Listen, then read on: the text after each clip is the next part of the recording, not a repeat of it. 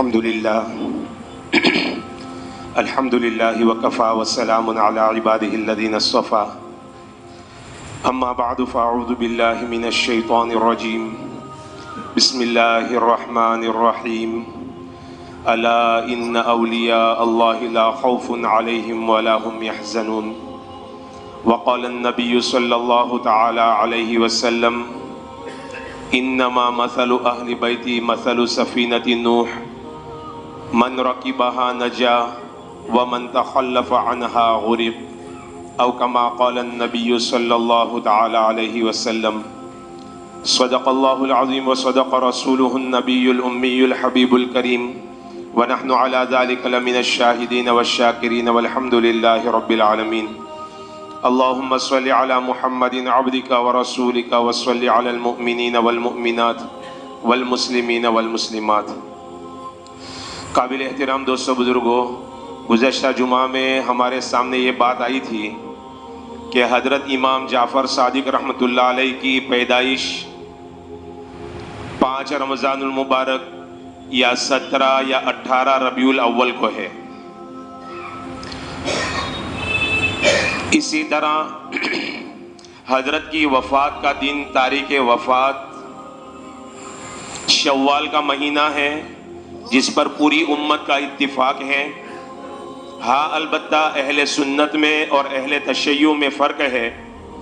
سنی حضرات اہل سنت والے کہتے ہیں کہ 15 شوال کو حضرت امام جعفر صادق رحمۃ اللہ علیہ کا وصال ہوا، جبکہ شیعوں کے جو بڑے ہیں امام خمینی وہ لکھتے ہیں کہ مشہور مورخین نے جو تاریخ بتائی ہے وہ یوم شہادت، کیونکہ ان کا کہنا یہ ہے کہ حضرت امام جعفر صادق رحمۃ اللہ علیہ کو خلیفہ منصور نے زہر والے انگور کھلائے تھے اور اسی وجہ سے ان کی شہادت ہوئی تھی، جس کی وجہ سے وہ کہتے ہیں کہ یوم شہادت 25 شوال کو ہے۔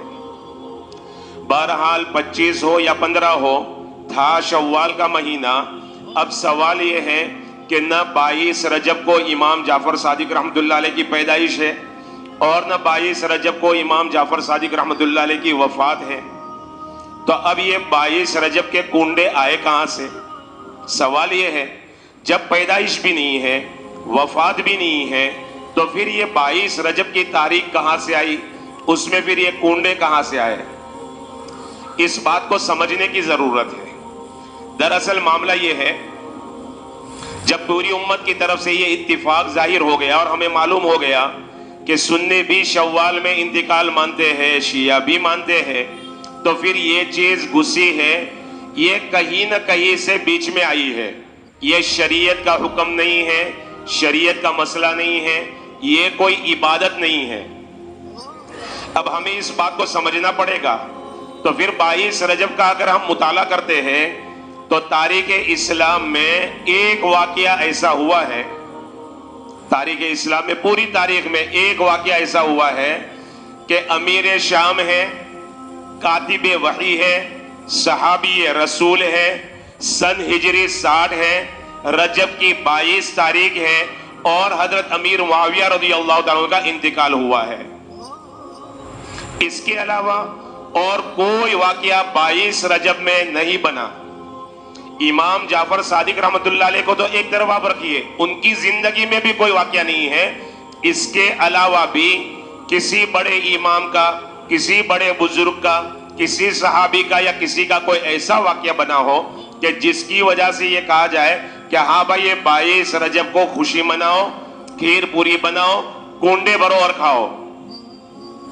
22 رجب کو حضرت امیر معاویہ رضی اللہ عنہ کے انتقال کے علاوہ اور ان کی وفات کے علاوہ کوئی واقعہ نہیں بنتا۔ اب جب تاریخ اسلام میں حضرت امیر معاویہ رضی اللہ عنہ کی وفات کے علاوہ کوئی واقعہ نہیں ہے، تو اب مسئلہ کیا ہے؟ یہ 22 رجب کے کنڈے آئے کہاں سے؟ یہ 22 رجب کے کنڈے حضرت امیر معاویہ رضی اللہ عنہ کی وفات پر، ان کے انتقال پر حضرت امیر معاویہ رضی اللہ عنہ کے دشمنوں نے خوشی کے طور پر پکائے تھے۔ ہمارے یہاں خوشی کا دن ہو، جیسے عید کا دن ہوتا ہے، ہم کیا بناتے ہیں؟ یہی کھیر بنتی ہے، یہی پوریاں بنتی ہے۔ پتا چلا کہ خوشی کے موقع پر آدمی کیا کرتا ہے؟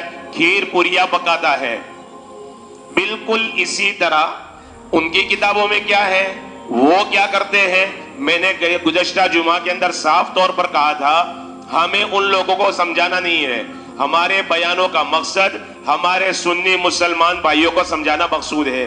وہ ان کو مر کر اللہ کو جواب دینا ہے، ان کا معاملہ ان کے ساتھ ہے. ہم کیوں یہ غلط رسم اپنا رہے ہیں؟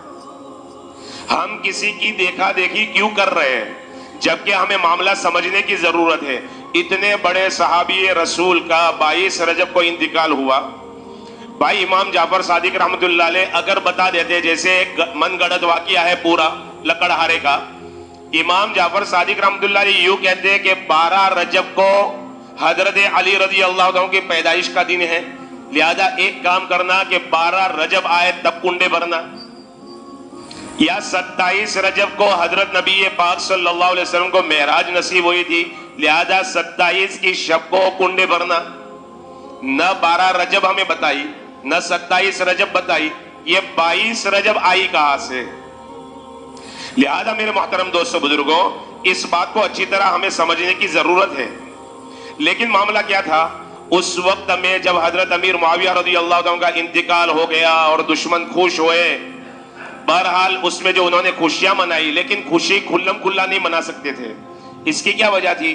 اس کی وجہ تھی اس وقت اہل سنت کا زور تھا اور غلبہ تھا. حکومتیں جو تھی نا وہ سنیوں کے پاس تھی، لہذا کھلم کھلا سب کے سامنے اس خوشی کا اظہار نہیں کر سکتے تھے، اس لیے چھپکے چھپکے خوشی مناتے تھے. اسی لیے آج بھی ترتیب ہے اور آج بھی رواج ہے. سیدنا امام حسین کی نیاز گلیوں میں گھومے گی، گھروں میں جائے گی تو چلے گا، ساری نظریں ساری نیازیں سب باہر جا سکتی ہے، لیکن 22 رجب کے کنڈے بھائی باہر نہیں لے جا سکتے. جس گھر میں بنے نا اسی گھر میں کھاؤ. یہ کہاں سے آیا؟ یہ سمجھنے کی ضرورت ہے میرے محترم دوستو بزرگوں. ہم اتنے نادان نہیں ہیں. لہذا دین کیا ہے، شریعت کیا ہے، اللہ رسول کے احکام کیا ہے، یہ ہمیں سمجھنا پڑے گا. تو بہرحال یہ چھپ چھپ کے چل رہا تھا اور اس طرح سے وہ خوشیاں منا رہے تھے. اور پھر اس کے بعد انہوں نے دیکھا کہ سنیوں میں دین کی محبت زیادہ ہے، نبی کے نام پر مرنے کے لیے بھی تیار ہو جاتے ہیں. آل رسول کا نام آ جائے تو یہ لوگ جان لٹانے کے لیے تیار ہے. علم نہیں تھا، دین کی ہمدردی تھی، دین کی محبت تھی، دین پر چلنے کا جذبہ تھا. لہذا دھیرے سے ان کے اندر یہ بات چھوڑی گئی اور سنیوں نے علم نہ ہونے کی بنیاد پر کم علمی میں، لا علمی میں اس کو اپنا لیا اور دیکھا دیکھی وہ بھی کرنے لگے اور سنیوں کے گھروں کے اندر بھی یہ رواج عام ہو گیا. اب اس بات کو سمجھنے کے لیے اچھا پھر اس کے بعد کیا کیا انہوں نے ایک طرف تو سنیوں کو یہ دھوکہ دیا، دوسری طرف انہوں نے یہ تاثر دیا کہ دیکھو یہ جو کنڈے ہیں نا، یہ نیاز یہ امام جعفر صادق کے کنڈے ہیں.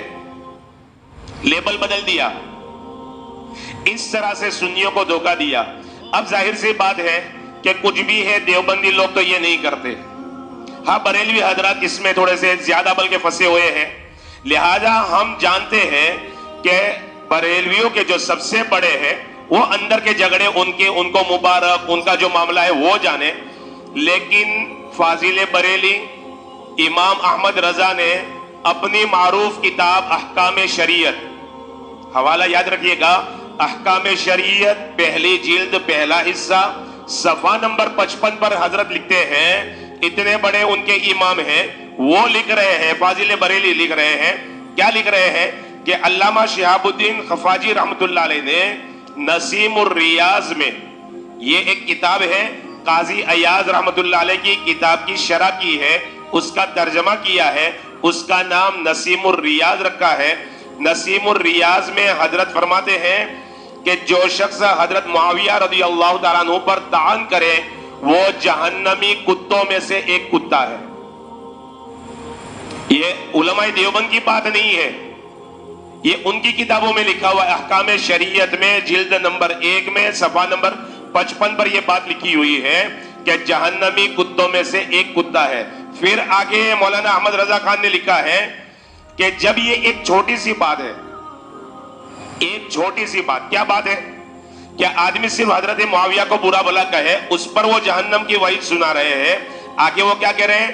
جب یہ اتنی چھوٹی سی بات ہے تو پھر یہ تو بہت بڑی بات ہے کہ ان کے یوم وفات 22 رجب کو ان کی موت کی خوشی میں کنڈے کرے. اب سوال یہ ہے کہ پھر سنی بھائیوں نے کہاں سے لیا یہ؟ یقیناً کہیں اور سے بات آئی ہے. ان کے بڑوں نے تو نہیں بتایا, ان کے بڑوں نے تو منع کیا ہے. بہرحال یہی ہماری غلطی ہے.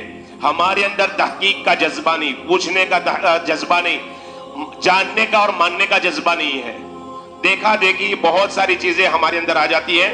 بہرحال یہ امام احمد رضا کی بات تھی جو انہوں نے اپنی کتاب کے اندر یہ بات لکھی ہے.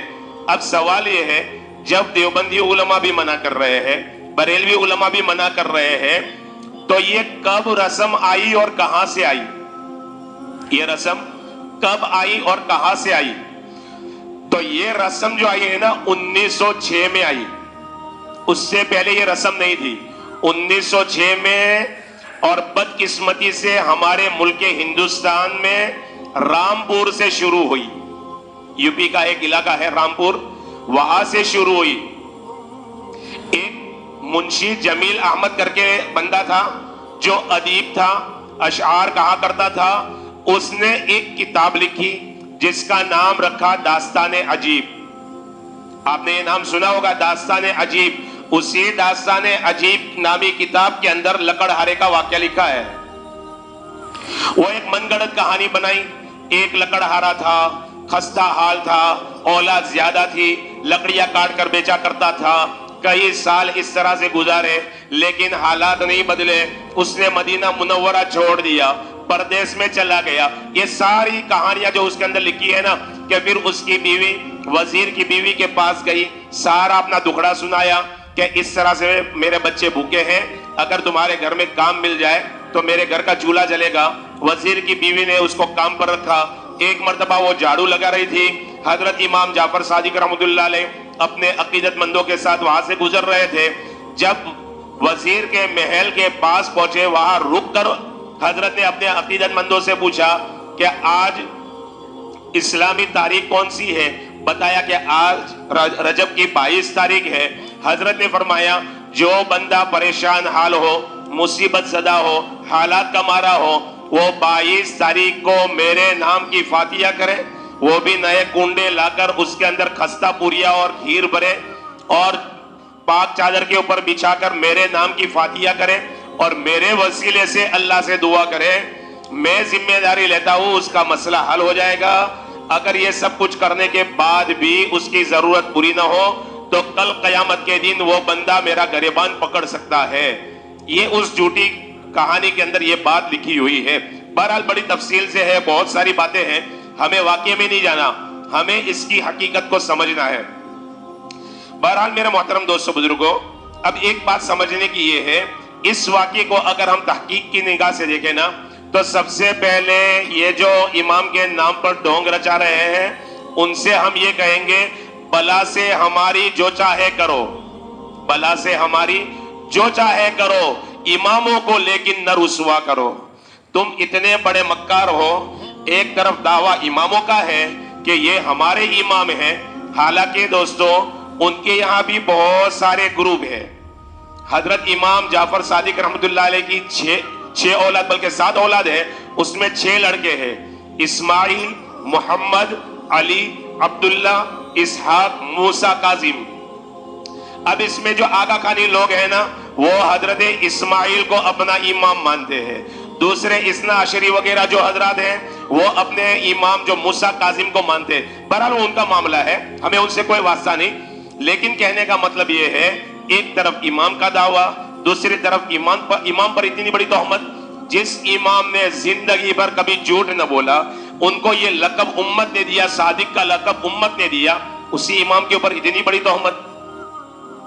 بلا سے ہماری جو چاہے کرو, اماموں کو لیکن نہ رسوا کرو. بہرحال ہم تحقیقی جائزہ لیتے ہیں اس واقعے کا, یہ واقعے میں کتنا دم ہے.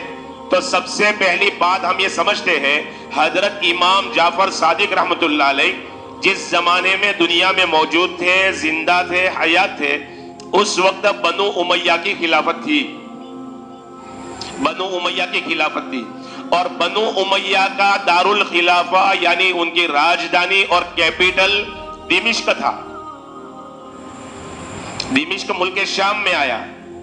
اب یہ واقعے کے اندر کیا ہے، لکڑہارا مدینہ منورہ میں تھا، اس کی بیوی وزیر کے پاس گئی، وہ پورا اس کے اوپر وزیر کے اوپر تہمت لگی، اس کے بعد ان کو گھر سے نکالا گیا، شہر سے نکالا گیا، انہوں نے راستے میں تربوز خریدا، وہ تربوز شہزادے کا سر بن گیا۔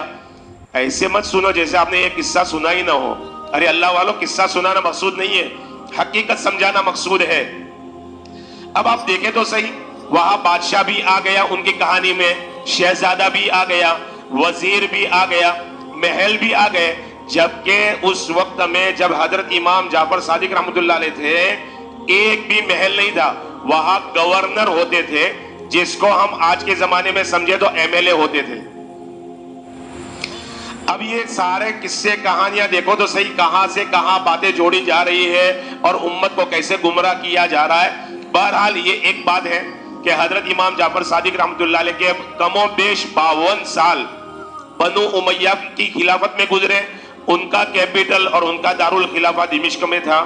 اس کے بعد کے باقی کے سال بنو عباس کی خلافت میں گزرے، خلافت عباسیہ میں گزرے، اور خلافت عباسیہ کا کیپٹل بغداد تھا، مدینہ نہیں تھا۔ تو یہاں ہی ساری باتیں ختم ہو جاتی ہے، اس کا جھوٹ ہمارے سامنے آ جاتا ہے۔ لیکن اور آگے بڑھتے ہیں، کچھ باتیں اور سمجھتے ہیں۔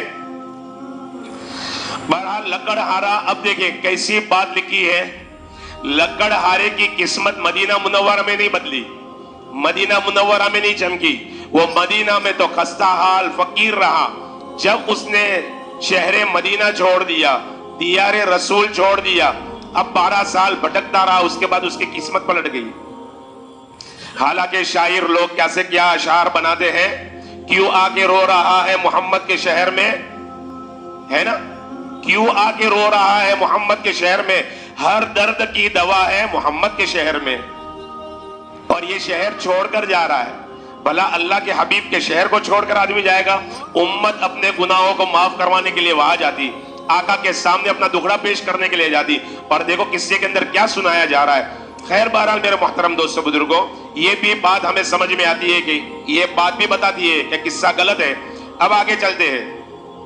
لکڑہارے کی بیوی حضرت امام جعفر صادق رحمۃ اللہ علیہ کے پاس نہیں گئی، بلکہ وزیر کی بیوی کے پاس گئی۔ اتنی بڑی نادان تھی، اتنے بڑے امام صوفی بزرگ ہونے کے باوجود بھی وہ کہاں گئی؟ جانا تو اس کو ولی کے آستانے پر ہونا چاہیے تھا، اور جانا امام کی درگاہ پر جانا چاہیے تھا۔ ان کی بارگاہ میں جائے بغیر وہ وزیر کے پاس چلی گئی، اس سے بڑی نادان کون ہوگی؟ پھر آگے چلتے ہیں۔ وزیر کے وہ جو لکڑہارا تھا پورا گھوم کر آیا، یہاں کنڈے پکائے لکڑہارے کی بیوی نے، اور راتوں رات قسمت بدل گئی، اور وہاں پر لکڑہارے کو خزانہ مل گیا۔ خزانہ لے کر مدینہ منورہ میں آیا، اور وزیر کے محل کے سامنے بالکل اپنا محل بنایا۔ اب دیکھو تو صحیح، وزیر کی بیوی کو پتہ ہی نہیں کہ یہاں محل بن رہا ہے۔ ایک مرتبہ وہ چھت پر چڑھی، اس نے دیکھا کہ اس کے محل کے سامنے بالکل خوبصورت محل بنا ہوا ہے، تو خادماؤں سے پوچھا یہ کس کا محل ہے؟ بتایا وہ جو تمہارے گھر کے اندر لکڑہارے کی بیوی جھاڑو لگایا کرتی تھی نا، یہ اس کا محل ہے۔ راتوں رات اتنا مال کہاں سے آیا؟ اس کو بلایا، اس سے پوچھا، اس نے ساری بات بیان کی کہ اس طرح سے ہے، میں نے امام جعفر صادق کو فرماتے ہوئے سنا تھا، میں نے کنڈے بھرے اور میری قسمت پلٹ گئی۔ یہاں بھی رک کر بڑی معذرت کے ساتھ دیکھو، ہم نظر و نیاز کے قائل ہیں، لیکن اماموں کے نام پر جھوٹ بولنے کے ہم قائل نہیں ہیں۔ اس بات کو سمجھنے کی ضرورت ہے کہ امام جعفر صادق رحمۃ اللہ علیہ نے کیا اپنی حیات کے اندر اپنی فاتحہ کرنے کا حکم دیا؟ بھائی فاتحہ خانی، نظر و نیاز بندے کے دنیا سے جانے کے بعد ہوتی ہے، زندگی میں نہیں ہوتی۔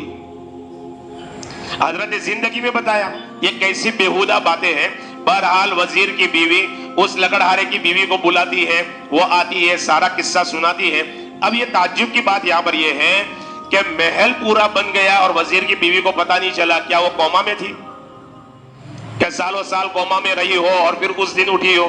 آپ دیکھیں تو صحیح، جھوٹ کے ہاتھ پیر نہیں ہوتے دوستو، اس طرح کی جھوٹی باتیں پھیلائی جا رہی ہے۔ اب مٹیریل نہیں آیا ہوگا، وہاں مزدور نہیں آئے ہوں گے، وہاں مستری نہیں آئے ہوں گے، مہینوں کام نہیں چلا ہوگا، ایسے ہی محل بن گیا۔ گویا یہ تو ایسا ہے جیسے راتوں رات آسمانوں سے مٹیریل اترا، جنات آ گئے مزدوری کے لیے اور فرشتے آ گئے مصری بن کر، اور راتوں رات محل بن گیا۔ نعوذ باللہ من ذالک۔ یہ کیسی بےہودہ باتیں ہیں۔ اب اور آگے سنتے ہیں میرے محترم دوستو بزرگوں۔ اب ایک سوال ہے، سادہ سا سوال ہے۔ دیکھو، جس کو رجب کے کنڈے کہا جاتا ہے، یہ عبادت نہیں ہے۔ اچھا چلو مان لیتے ہیں یہ فرضی واقعہ، یہ جھوٹا واقعہ اگر تھوڑی دیر کے لیے مان لے تو حضرت امام جعفر صادق رحمت اللہ علیہ مدینہ منورہ میں زندگی گزاری، انہوں نے قبر بھی ان کی مدینہ منورہ میں ہے۔ تو جب وہ عربی تھے تو ظاہر سی بات ہے انہوں نے عربی میں حکم دیا ہوگا رجب کے کنڈے کرنے کا۔ ہم نماز بولتے ہیں تو نماز کا عربی لفظ صلاۃ ہے، ہم روزے بولتے ہیں تو روزے کا عربی لفظ صوم ہے، ہم نیاز بولتے ہیں تو اس کا عربی لفظ صدقہ ہے۔ کنڈے کا عربی کیا ہے؟ کنڈے کا کوئی عربی ہی نہیں ہے، اس لیے کہ یہ عرب کی کہاوت ہے ہی نہیں، یہ ہندوستان میں بنی ہے۔ اس لیے اللہ والو، اللہ کے واسطے اس بات کو سمجھو، اس رسم سے نکلو۔ کل قیامت کے دن نبی کو منہ نہیں دکھا سکو گے۔ یہ پیٹ ہے نا، پاپی پیٹ کہلاتا ہے۔ بطن المرء عدو، یہ عربی کا مقولہ ہے، آدمی کا پیٹ آدمی کا دشمن ہوتا ہے۔ اس لیے ہم کیا کہتے ہیں؟ اس پاپی پیٹ کی وجہ سے کرنا پڑتا ہے۔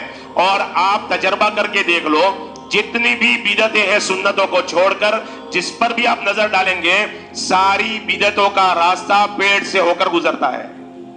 ساری بدعتوں کا راستہ پیٹ سے ہو کر گزرتا ہے۔ اس لیے اللہ کے واسطے اتنی بڑی غلطی نہ کرنا۔ پورے رجب میں کیا ضرورت ہے کنڈے کرنے کی؟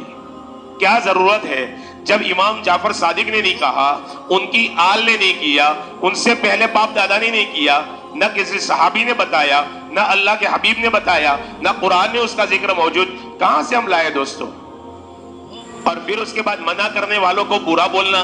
دیکھو دوستو، ہمارا حق تھا، حق ادا کر دیا، ماننا نہ ماننا آپ کی مرضی کی بات ہے۔ ہاں، کل قیامت کے دن جب رب ہم سے پوچھے گا، تجھے ہم نے ممبر رسول دیا تھا، ہمارے نبی کا تجھے ممبر دیا تھا، تو نے امت کو بتلایا نہیں بتلایا؟ ہم کل قیامت کے دن مسجد کے در و دیوار گواہی دیں گے، اے اللہ اس نے حق ادا کر دیا تھا، اس نے کھل کھل کر بتا دیا تھا۔ ہم تو ہمارا حق ادا کرنے کے لیے کہتے ہیں دوستو، کسی کی تذلیل مقصود نہیں، کسی کو تانا دینا مقصود نہیں، حق بتانا مقصود ہے کہ بھائی حق کو سمجھو اللہ کے واسطے۔ ہم کیا کر رہے ہیں؟ حضرت امیر معاویہ رضی اللہ عنہ کی وفات پر خوشیاں منا رہے، نام امام جعفر صادق کا لیا جا رہا ہے۔ اس لیے اللہ والو، اللہ کے واسطے رجب کے مہینوں میں ان چیزوں سے بچو، بالکل چھوڑ دو۔ کوئی کنڈے نہیں ہے۔ ارے بھائی کنڈے کرنے ہوتے، اگر بھائی صحیح ہوتا، ان کے علماء، چلو ہمارے علماء چھوڑ دو، ان کے علماء کے نزدیک یہ جائز ہوتا تو ان کے علماء یہ بتاتے بھائی ربیع الاول کے مہینے میں کرو، اس لیے کہ امام جعفر صادق رحمت اللہ علیہ کی پیدائش ہے، یا پھر شوال کے مہینے میں کرو کہ امام جعفر صادق کی وفات ہے۔ نہ شوال میں ہے، نہ ربیع الاول میں ہے، نہ رمضان میں ہے، یہ رجب کہاں سے آ گیا؟ اس بات کو سمجھنے کی ضرورت ہے۔ اللہ ہمیں صحیح سمجھ نصیب فرمائے اور ہمیں ہر خرافات سے، ہر بدعات سے، اللہ رسول کو ناراض کرنے والے عمل سے بچنے کی